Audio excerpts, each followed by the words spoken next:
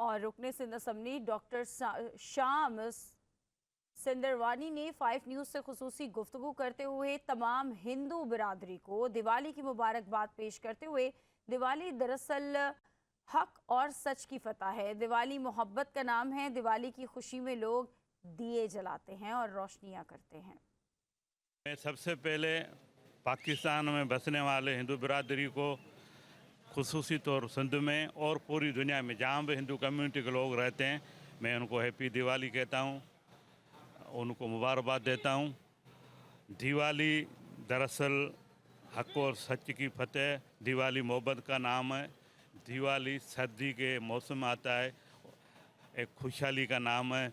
दिवाली श्री रामचंद्र 14 साल वनवास काटने के बाद अयोध्या पहुँचते हैं, तो उनकी खुशी में लोग दिए जलाते हैं, रोशनियाँ करते हैं और इस त्यौहार को सेलिब्रेट करते हैं।